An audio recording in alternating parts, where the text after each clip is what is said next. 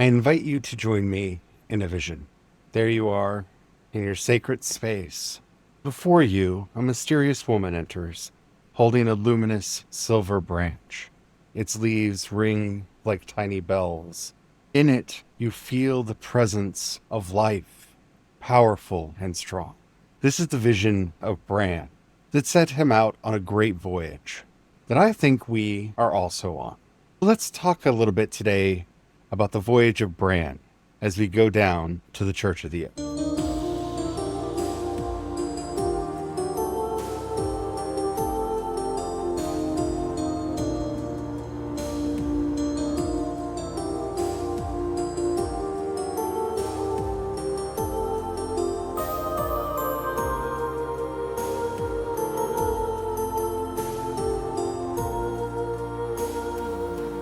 Hello, everyone. My name is Charlie. I am a Christopagan druid and priest of Bridget. And I'm here today to talk to you about this glorious quest that we're all on. The quest to find the Tree of Life. But before we get started, don't forget to subscribe to this podcast wherever you're listening. Follow it, whatever the terminology is. Don't forget to like it and leave a review. It really does help us out. We're creating new sermons every week to help you out. And don't forget our other podcasts, The Hollowstead for weekly guided meditations, rituals, and practices, and Creation's Paths, where we are daily digging into some of the most interesting topics in Christopaganry, Druidry, and faith. All right, let's get into it. What is the Tree of Life? Some of you who are coming from a very Christian background may immediately think of a serpent, a tree, two trees, an apple, somebody getting in trouble for eating the apple. That could be the tree we're talking about. Not the one with the apple in it. That was the tree of the knowledge of good and evil. That was the tree that got us out of our understanding of our unity, our interconnectedness with all things, and taught us duality and separateness. Now, the tree of life was the tree in the garden that invited us to that basic unity with the one life, that one secret truth that we are all connected. You might be thinking, Charlie, that's all mythology and folklore. Why should I even bother? You see, the problem in our modern age is that we have been thoroughly disenchanted. We've been locked away from all of the tools that our ancestors had to help them cope with the mysteries of life, to actually find meaning, purpose, significance in life. All the tools that help them feel like they really mattered in life. We got rid of them because they weren't rational or logical, or they weren't anything more than figments of our collective imagination. At least these are the excuses that we told ourselves. Because we wanted to build something better, something different, something free from the yoke of the imperial church. And thus we made other empires. Colonizing empires that went out to conquer the world and bring suffering to billions. New financial empires that would enslave everyone to endlessly work. So that liberation really didn't happen with the disenchantment. Because the real secret of disenchantment is that it keeps you from understanding your relationship with everything and everyone else. Those who preached this so-called enlightenment, all they wanted to do was seize the tools of the empire and use them for their own aims. And they did. And that's how we found ourselves where we are now. Our goal is not to rebuild a new empire, but to break free, to find in that liberation something even more powerful. That is why the image of the Tree of Life is so powerful. That's why it crops up in every culture around the world, because it reminds us of our basic interconnectedness with each other, with the earth as our roots dig down, and with the heavens as the leaves raise up. It reminds us of how we are one and the same with the nature that made us. This tree of life is a powerful symbol and a powerful experience that we can have. This is what those who preach disenchantment didn't understand. Symbols unveil experiences. They're not there to be believed in. I'm not here to preach to you the gospel of the tree of life. I'm not here to tell you to believe in the power of the tree. That's not what we're here for. We're here to have that experience of the tree and the life that it represents. You see, when Bran saw that mysterious woman carrying the branch, he went around and quickly gathered together all the people that he could to go on a great voyage. They got on the ship and they sailed out. On the way, they passed the Isle of Forgetfulness. They looked out and they saw everyone smiling. The problem is, they had distracted and doped themselves up so much that they couldn't do anything else. They couldn't remember anything else. And so they sailed on. We have a lot of problems in our modern world. We talk about them a lot. We have a lot of struggles in our modern world. But the one thing that can fix them, and I really do mean this, the panacea, the universal cure, the one thing that we need more than anything is a return to this understanding that no one is a separate self, that we all rely on one another, whether it's on a mystical level, a practical level, or a sheer material level, doesn't matter. What matters is that we get past this era of greed, solipsism, and hoarding of wealth and power, past this myth of scarcity. We, like this great tree that we are looking for, have our roots deep down into the earth where we are not alone. See, a tree like you or me is not a singular being.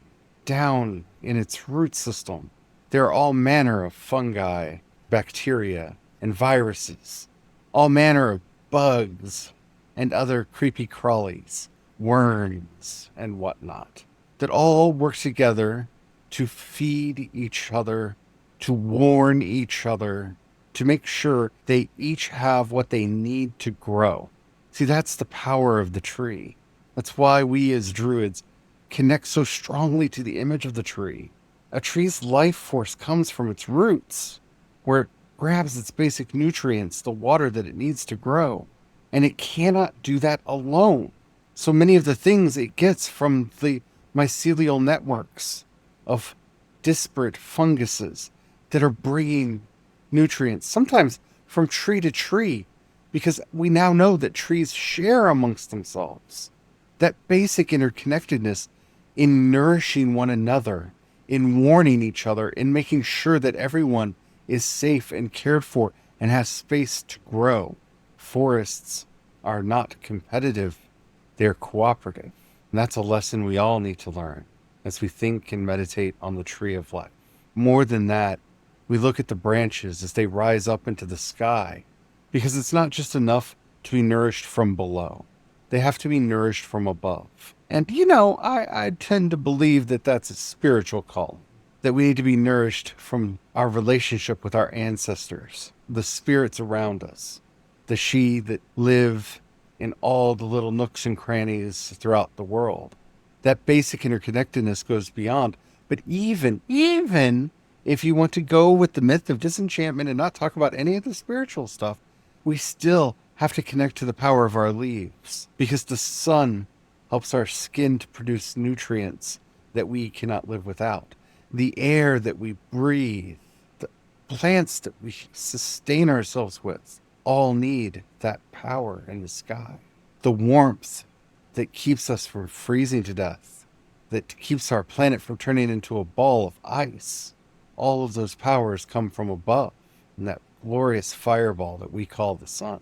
So even on the most mundane level, we learn in studying the tree of life the interconnectedness of our root system and the interconnectedness of our leaves. We learn the strength of our trunk to be strong enough to hold us up no matter what winds, rains, and flooding waters come our way, but flexible enough to not snap in them and to give space to continue to grow.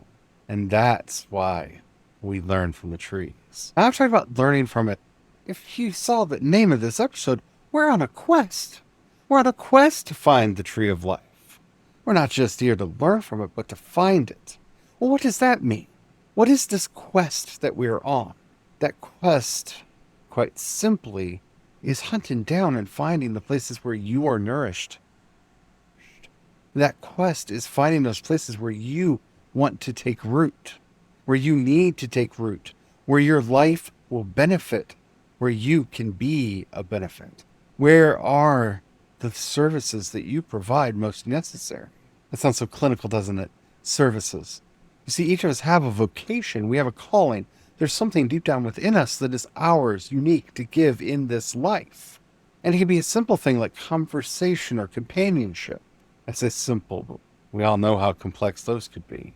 You could be that person that makes cookies and cakes and pies that always cheer people up.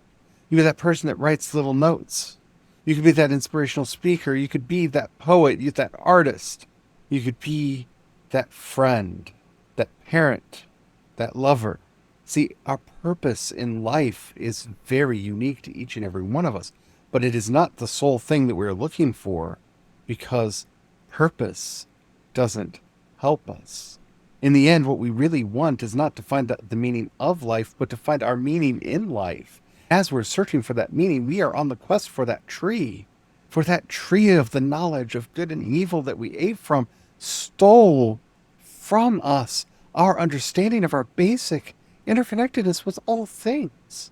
And so now we are on a new quest, not just to return to Eden, but to go to that island, that blessed island where the tree still grows, its silver wood and silver branches, its birds singing at all the holy hours, bringing peace and justice, that island where there is no pain and suffering, and there is nothing but freedom, for no tear falls there.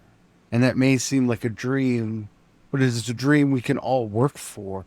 It's a dream we can all work towards. See, the power of a dream, the power of a quest, is not in achieving it, it's in going out every day and trying to get there. If we are seeking that tree of life, that place where we can find true peace, true eternal life, true strength, then all of our faculties are going to be working towards those aims. We're not going to be going out and starting wars. We're going to be trying to make life peaceful for everyone. We're going to be out there giving offerings of compassion and love and fellowship to those who need it, because that is how we get to the tree. All of the entanglements that get created through strife and war and violence put brambles in our way. They stir up the oceans of our lives, and the seas spin around us, and the winds blow strong and keep us from making it to the island and threaten to knock our boats over. You see, the quest for the tree of life teaches us how to live a better life, because all of the things that we would do to harm other people are just putting obstacles in our way. They're hurting us on the quest. They're hurting us on the way. If we want to get to that land where no tear falls, where no illness is known, we have to work together to make sure that those who need the science educations are getting those science educations, where the money is there to research and to look into the cures for those diseases. As we often say, as we often remind each other, faith without works is dead. This is the faith that leads to the works. We know that we're heading to that island, that blessed island where the trees of life still grow, where there is no pain, no suffering, there's no war, no disease. There's a beautiful vision off on the horizon. We can see all of the brambles, all of the rocks between us and it that are trying to keep us from getting to that blessed and holy land. As we struggle, as we fight, as we push our way through, we are bringing peace. We are bringing compassion. We are bringing loving kindness into every possible moment. Because only if we bring that peace, that loving kindness into those moments, will we be able to get to the destination that we're wanting to get to. We have to have a dream. We have to have something far off on the horizon to move towards. It's not enough for us to just sit down and say, I've got mine, because then you won't for very long. You're going to put up a wall and you're going to separate yourself from others, which separates you from the sources where you gained those good things from initially. The meaning of life comes through how we live in this world, through our interactions with each other, through the meals that we share, the drinks that we raise high, the toasts that we offer, through the songs that we sing, the dances that we step, through the poetry that moves our heart, the music that moves our feet, the songs that break out of us because we can't help but sing. That is where our meaning lies. And all the things that block the road steal those things from us as well. So we go out on the quest. Going out on the quest means leaving our ordinary life behind. Who wants an ordinary life? A life of quiet struggle, turmoil, and strife. It's not the life that I want. I don't know if that's the life that you want. The life that we seek is one filled with meaning, with friends, with loved ones. That's the life that we seek. A life where we matter. We see all of the forces arrayed against us trying to keep us from having that life. The jobs that come up with increasingly menial tasks so that they can eat our hours because they give us so little wages. The owners of these companies get wealthy and we get nothing. They're not on the same quest that we're on. See, we're on the quest for life. They're on the quest for the cities of gold. The quest that has no end because no one survives to get there. When you're on the quest for the cities of gold, all you're doing is harming and colonizing and breaking down all of the relationships that you're in because you need more wealth, more power. And if somebody else has that wealth and power, then all you can do is destroy them and consume it and take it because you are not living in community. You're not living with meaning. Meaning and purpose are dead to you. All you can do is walk in this strange land, hoping one day to find that spore that's so big. But every one that you get, no matter how big it is, no matter its size, makes you crave more. Within each and every one of us is a consuming fire, the Buddha tells us. The Buddha tells us to quench that fire, not feed it. I don't want to feed that Moloch inside me that wants me to sacrifice all that I love and all that I hold dear in chance that I might survive. No, thank you. I am not one to worship Moloch. I don't worship at that burning altar where the smell of burning flesh goes into the air in vain hopes of wealth and prosperity and power. We have lived with those altars around us for too long. The smoke from them has choked the skies and made it hard to see. That's why the birds that sing the songs of joy don't come to the trees anymore. They've been driven off by the smoke of those horrible altars. That's why the trees of life don't grow here anymore. Their boughs were cut down and their branches fed to that fire so that other people could find wealth and power and privilege and lord it over others so that they might feel strong, safe, and secure. But the more that they have, the more they're afraid will be taken from them, and that sense of security goes away. So they seek more power, and that cycle consumes them as they just sit before that altar of Moloch and throw more and more and more into it. I don't want to feed that fire. I want to find the path that leads to the tree of life. That path where I am surrounded by my friends and my loved ones. I am surrounded by those who give my life meaning. Those with whom I find purpose. Those with whom I know I matter. Because we don't matter to them. If we become them, nothing will matter to us but feeding that fire. That's not the life that I want to live. And so I go out on the road. I leave the ordinary life. I leave the smoking stench of those altars behind. And I set out to sea with Bran. Out on that sea where I don't know where I'm going. Everything is uncertain. The waters are ever changing. There are no landmarks to mark the way. There's only the stars above to guide us. The sun by day and the moon by night. And all that we know of the stars to tell us whether we are going the right way or not. But we don't go on the voyage alone.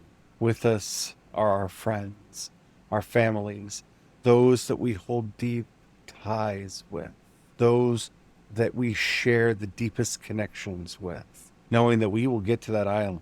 And here's the thing, Bran made it to the island, got married, had kids, lived a good life. Then he forgot that he was on the island. He got nostalgic for how it was and tried to go back.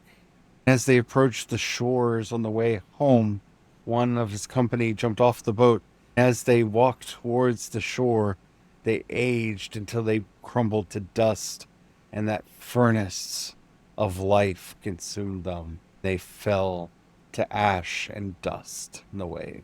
You see, once you've had a taste of life, once you've had a taste of meaning, once you've had a taste of purpose, going back desiccates you. It burns you up. You become fuel for the furnace of Moloch. And that is not where we are going to go. Ever forward, ever onward, ever beyond. Back to the island where our loved ones are, where we meet new people to love, new people to care about, new people to build those relationships. That's the quest for the Tree of Life. That's the quest that we are on. That's where we find meaning. That's where we find purpose, in those relationships. That's what people don't want us to know. That's what we're distracted from constantly by our jobs, by the media, by all of the powers that are trying to distract us so that they can get our money.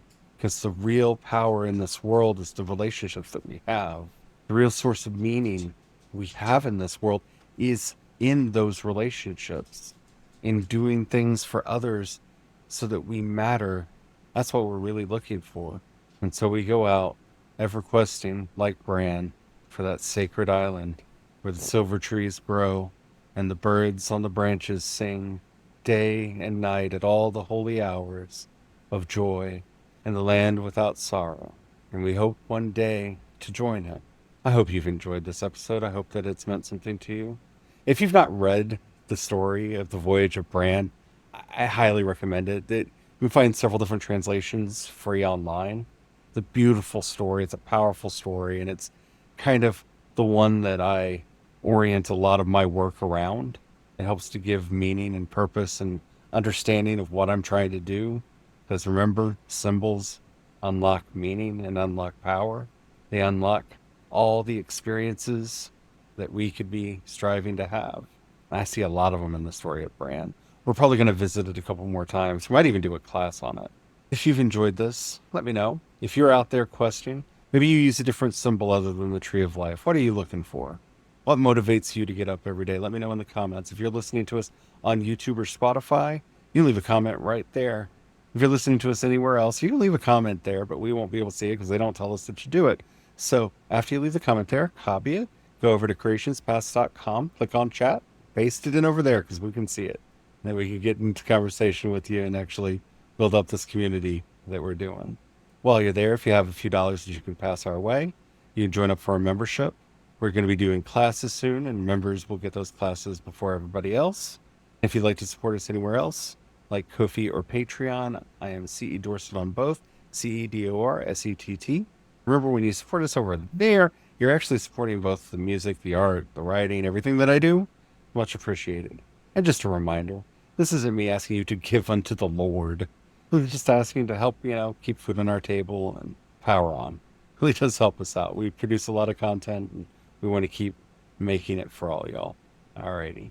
Until next time, may the blessings of the One Life show you that glorious silver branch and help you to find the path to find your way to the island so that you may live in peace and harmony and in that meaning that we all want so bad. Amen.